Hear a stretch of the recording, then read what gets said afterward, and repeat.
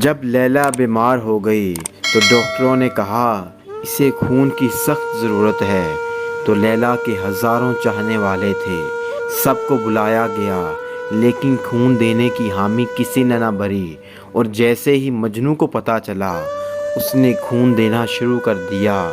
روز خون دے رہا ہے، یہاں تک کہ اس نے اپنا پورے کا پورا وجود نچوڑ کے رکھ دیا۔ اور جب لیلا صحت یاب ہو گئی، جب وہ تندرست ہو گئی، جب بالکل ٹھیک ہو گئی، تو اس نے اپنے خادموں سے کہا کہ زردے کی دیگ بنائی جائے۔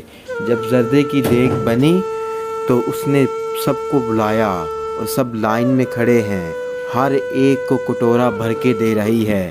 لیکن جیسے مجنوں کی باری آئی، مجنوں آخر میں کھڑا ہے، اور جب اس کی باری آئی تو لیلا نے ہاتھ مارا اور کٹورا ٹوٹ گیا اور پیالہ ٹکڑے ٹکڑے ہو گیا۔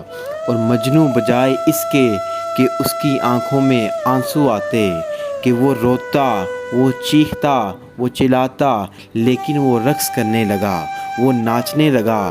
اور ساتھ والوں نے کہا، ارے یہ تم کیا کر رہے ہو؟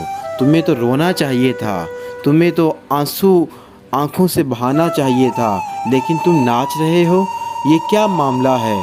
تمہاری اس نے پورے مجمع میں بے عزتی کی اور تم یہ عمل کر رہے ہو۔ اور مجنوں نے کہا، ارے ہزاروں کا مجمع ہے، اس نے میرا ہی پیالہ کیوں توڑا ہے؟ ہزاروں کے مجموعے میں اس نے مجھے ہی کیوں چنا ہے؟ کوئی خاص بات ہے تو اس نے میرے ساتھ یہ عمل کیا ہے۔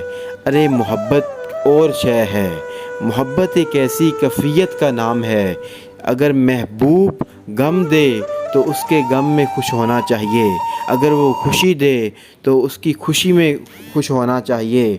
اور بات یہ ہے کہ اگر لیلا کو پانا ہے تو آنکھ مجنوں والی چاہیے۔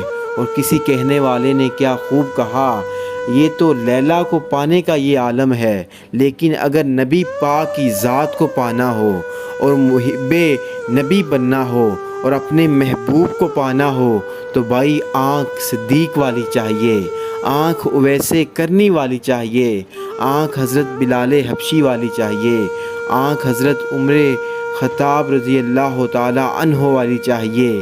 یعنی محبوب کا مقام ایسا ہے کہ وہ خوشی دے تو خوشی میں خوش، اگر وہ غم دے تو غم میں خوش۔ یہی محبت کا قانون ہے، یہی محبت کا دستور ہے۔